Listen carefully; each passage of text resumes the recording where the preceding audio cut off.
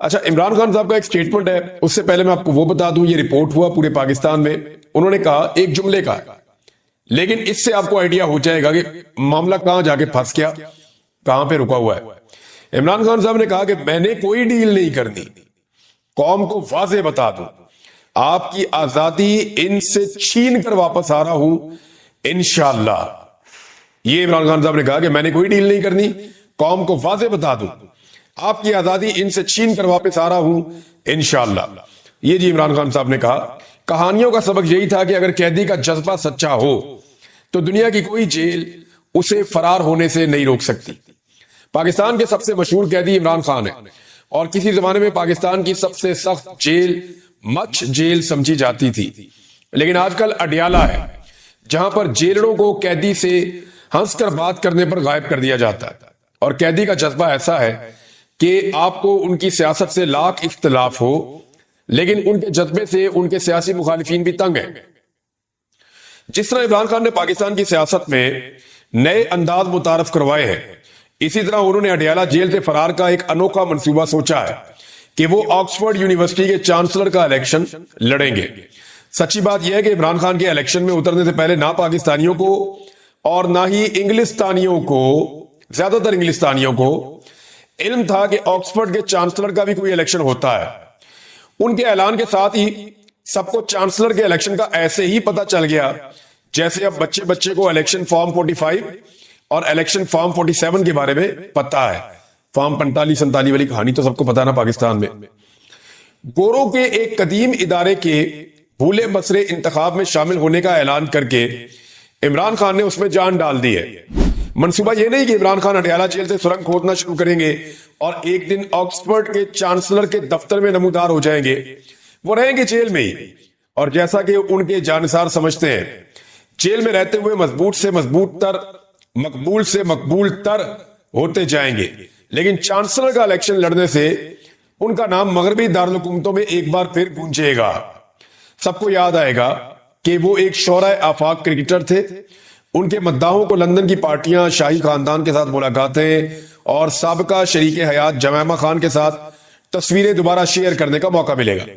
उनके कैंसर अस्पताल का जिक्र आएगा। ये बात भी याद आएगी कि वो पाकिस्तान के साबिक वजीर आज़म भी हैं और उन पर मज़ायका खेज किस्म के मुकदमात चलाए जा रहे हैं।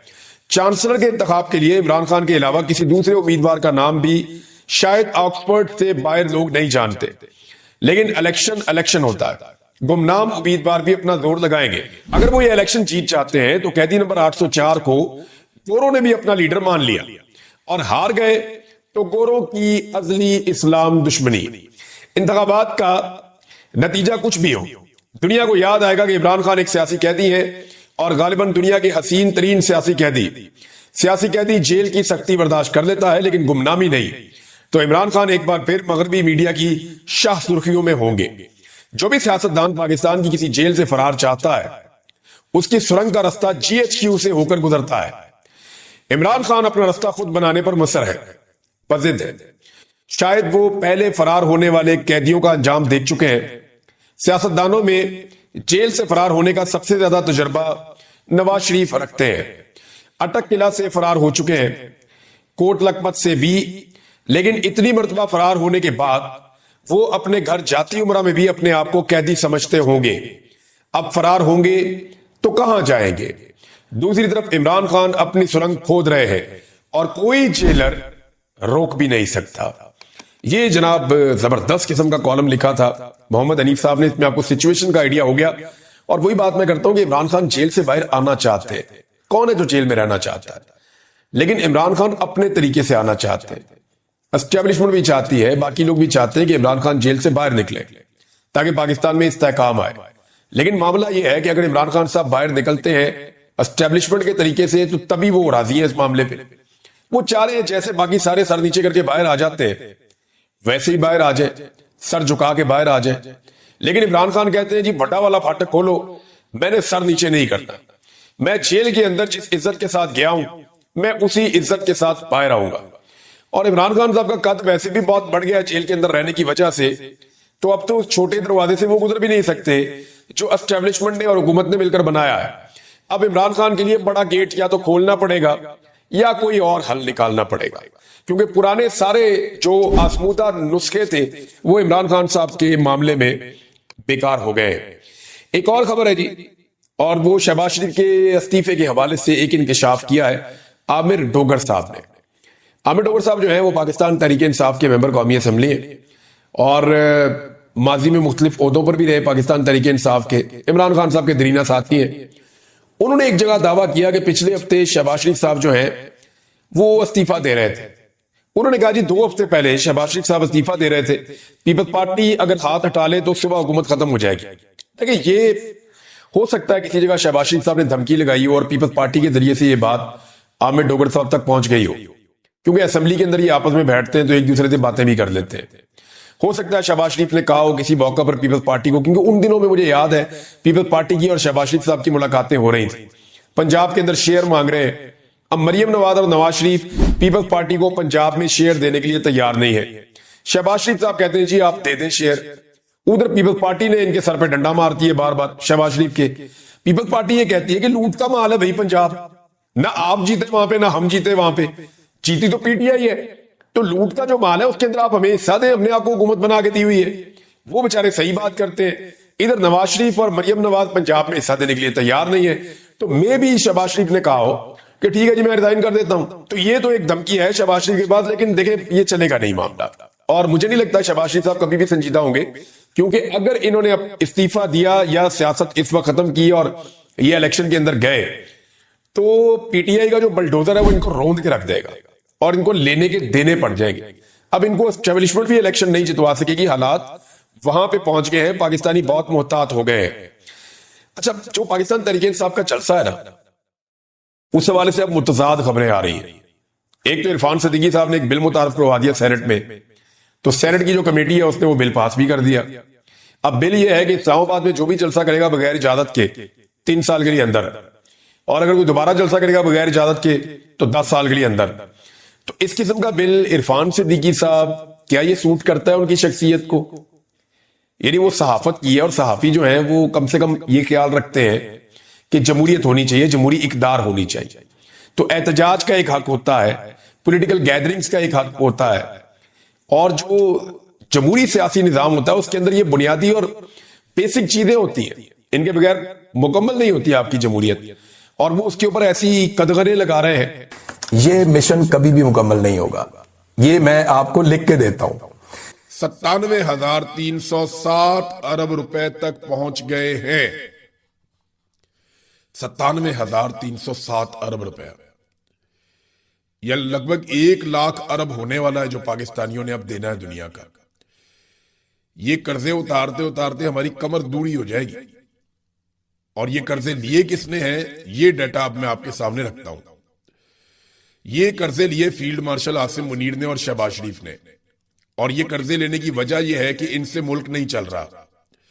ये दोनों मुल्क में सियासी इस्तेहकाम लाने में मुकम्मल तौर पे नाकाम हो चुके हैं। फील्ड मार्शल आसिम मुनीर और शहबाज शरीफ साहब, इन दोनों के तमाम फार्मूले फेल हो चुके हैं। मईशत के हवाले से, मुल्क में इस्तेहकाम लाने के हवाले से, सियाहत लाने के हवाले से, और पाकिस्तान के अंदर लोगों को रिलीफ देने के हवाले से, हर चीज में ये मुकम्मल तौर पे नाकाम हो चुके हैं। तो अब इन्हें भारी कर्जे लेने पड़ते हैं और अवाम के ऊपर टैक्सों का बदतरीन बोझ डालना पड़ता है। तो ये जनाब सारे रिकॉर्ड टूट गए हैं। पाकिस्तान पर जो कर्जे हैं वो 97,360 अरब रुपए तक पहुंच गए हैं। इमरान खान साहब के दौर में ये कर्जे 43,000 अरब रुपए थे, 43,000 अरब रुपए ये इमरान खान साहब के दौर में थे। अगर आप उन्हें डबल भी करें तो 86 बन जाते। लेकिन इस वक्त ये कितने हो गए हैं? इस वक्त ये 97,360 अरब रुपए बन गए हैं, यानी दुगने से ज्यादा कर्जा ले लिया इमरान खान साहब के दौरे हुकूमत तक। यानी आप ये समझ लें 2022 में जब इमरान खान के खिलाफ तहरीक अदम-ए-एतमाद लाई गई, उस वक्त तक, जब से पाकिस्तान बना 14 अगस्त 1947 से लेकर इमरान खान साहब के दौरे हुकूमत में तहरीक अदम-ए-एतमाद लाने के वक्त तक पाकिस्तान का कर्जा जितना था ना, उससे ज्यादा कर्जा पाकिस्तान की मौजूदा सरकार ने गुज़िश्ता 4 सालों में ले लिया। ये किया इन्होंने पाकिस्तान के साथ। यानी इससे ज्यादा बुरा पाकिस्तान के साथ नहीं हो सकता कि जितना कर्जा पाकिस्तान ने 75 सालों में लिया उतना कर्जा इन्होंने 4 साल में ले लिया। अब जरा आप ये सोचें कि पाकिस्तान ने उन 75 सालों में ज्यादा तरक्की की है या इन 4 सालों में ज्यादा तरक्की की है? कोई एक मंसूबा ये बता दें कि जो इनका कामयाब हुआ हो इन 4 सालों में। एक भी मंसूबा इन 4 सालों में कामयाब नहीं हुआ, तो इतना बड़ा कर्जा लेकर इन्होंने गायब कहां पे किया? यानी 43,000 अरब का कर्जा लिया गया 75 सालों में, और उससे ज्यादा कर्जा लेकर उसको 97,360 अरब तक पहुंचा दिया गया सिर्फ 4 सालों में। तो वो 75 सालों में जो पाकिस्तान ने तरक्की की है वो बड़ी है, या ये 4 साल में पाकिस्तान ने तरक्की की है? कोई एक मंसूबा इन्होंने नहीं बनाया। इन्होंने तो अपने जहाज लिए, अयाशियां की, ट्रैवलिंग की, और पाकिस्तान के अंदर पाकिस्तानियों पे जुल्म और सितम के पहाड़ तोड़े हैं। ये अपनी एक्सटेंशन ले लिया, इस्तिस्ना ले लिया। पाकिस्तान में तो इन लोगों ने ये काम किया ना। पाकिस्तानियों को क्या मिला?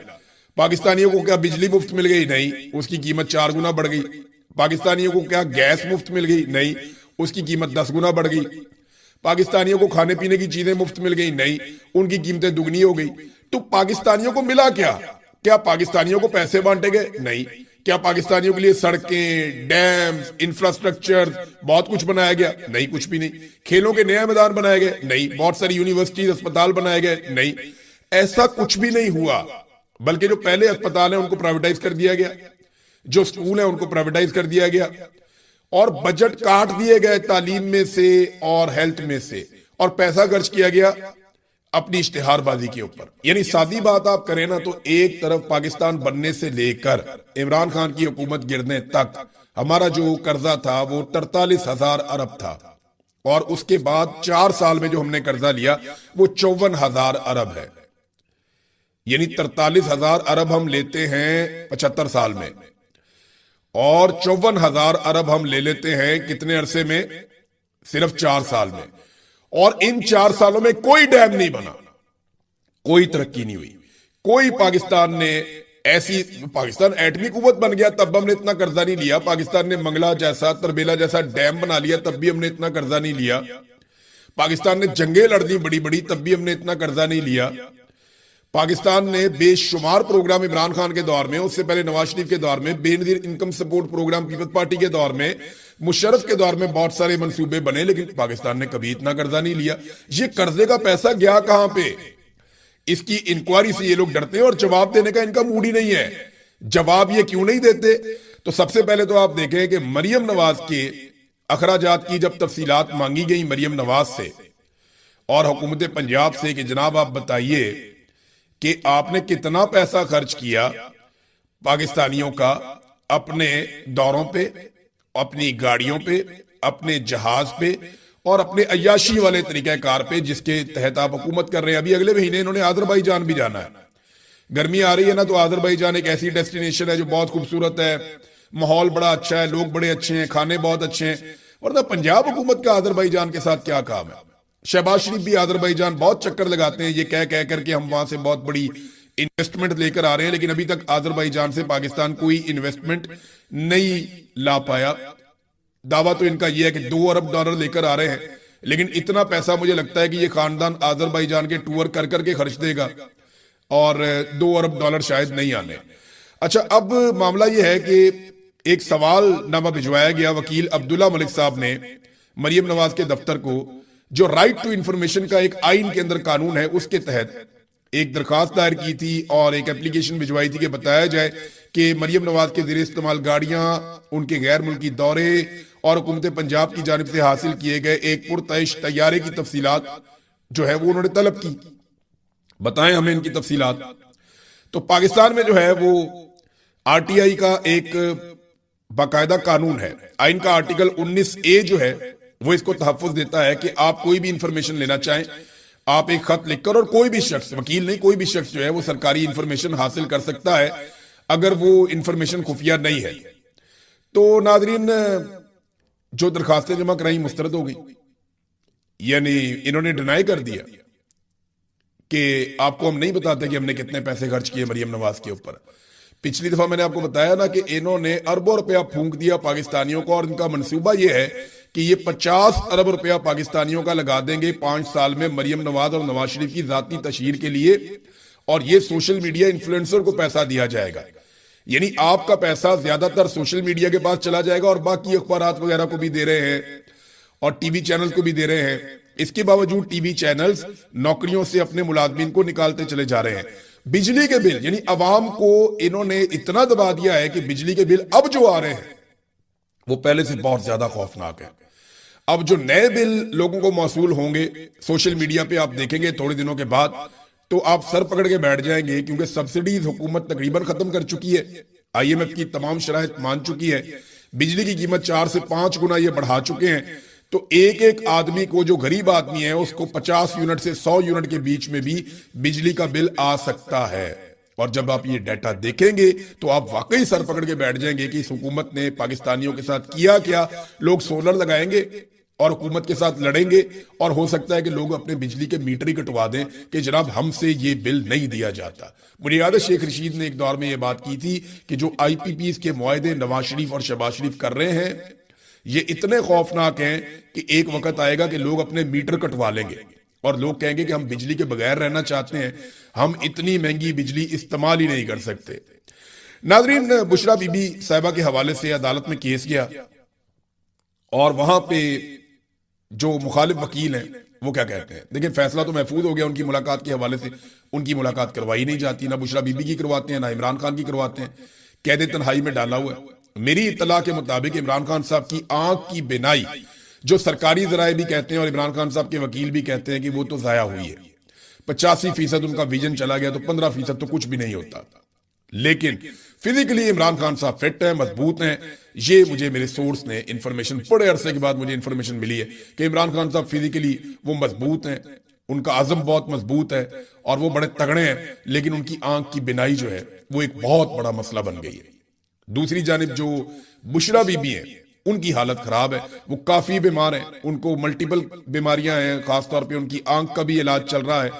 तो अदालत के अंदर जो वकील है ना बुशरा बीबी के खिलाफ, जो अदालत में आया, एडवोकेट जनरल इस्लामाबाद, उसने इस्लामाबाद हाईकोर्ट को बताया कि मुल्क नाजुक सूरत से गुजर रहा है। और ये नाजुक सूरत से कैसे गुजर रहा है, उन्होंने ये बताया कि जब बुशरा बीबी की बहन, जिनका नाम मरियम वट्टू है, ये जब मुलाकात होती है ना तो ये फैमिली उनको बता देती है कि मुलाकात में क्या बातें हुई, और वो बाहर से बैठकर ट्वीट कर देती हैं और कहानी कहां से कहां पहुंच जाती है। तो मुल्क जो है ना वो नाजुक सूरत से गुजर रहा है। यार ये किस तरह का मुल्क है जो एक कैदी खातून, जो साबिक खातून अव्वल है, उसकी जेल के अंदर जो हालत है, उसकी खबर बाहर आ जाने के ऊपर, या एक मरियम वट्टू नामी एक खातून है, वो बाहर से बैठकर अगर एक ट्वीट कर देती है अपनी बहन की हालत के ऊपर, तो इससे मुल्क के हालात खराब हो जाते हैं। यानी मुल्क नाजुक, ये जब से पाकिस्तान बना है ना, ये जर्नैलों ने और उनके टाउटों ने हमें एक ही कहानी सुनाई है कि मुल्क नाजुक दौर से गुजर रहा है, मुल्क खतरनाक मोड़ से गुजर रहा है। हमारा तो ना वो नाजुक दौर खत्म होता है, ना वो हमारा जो है हसास मोड़ खत्म होता है। हम तो वहीं पे खड़े हैं जहां से हमने सफर शुरू किया था। पाकिस्तान को इन्होंने एक कदम आगे नहीं बढ़ने दिया, और आज हम पे 97,000 अरब का इन्होंने कर्जा भी चढ़ा दिया। इमरान खान साहब के हवाले से पाकिस्तान तहरीक इंसाफ ने एक स्टेटमेंट दिया, वो जाते जाते मैं स्टेटमेंट आपके सामने रख देता हूं। लेकिन नदीम अफजल चंद ने एक बात की, उन्होंने कहा जी जब भी कभी आईनी तरमीम की बात चलती है नैब सरगर्म हो जाता है। तो चंद साहब ने वो बात कर दी जो पाकिस्तान तहरीक इंसाफ भी नहीं कर सकी। पीपल्स पार्टी को ना ब्रूट मेजॉरिटी का मतलब अब पता चलेगा। बिलावल ने एक मीटिंग ली है, वहां पे बड़ा कॉन्फिडेंस शो करने की कोशिश की है, लेकिन बात बनेगी नहीं। अब बजट भी पास करवाना पड़ेगा पीपल्स पार्टी को, और 28वीं आईनी तरमीम भी पीपल्स पार्टी को पास करवानी पड़ेगी। इनका नसीब ही है कि ये जूते पॉलिश करेंगे।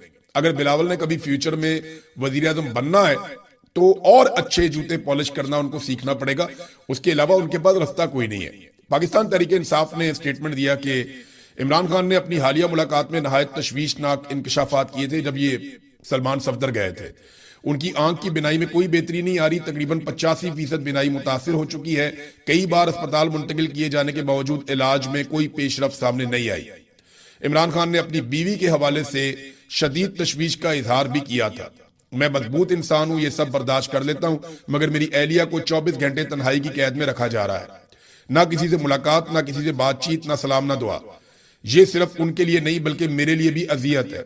उन्होंने सवाल किया कि एहतसाब अदालत के जज नासिर जमशेद राणा ने अपने फैसले में इकदाम नाफिज किए हैं जिनमें रोजाना 2 घंटे बिजली की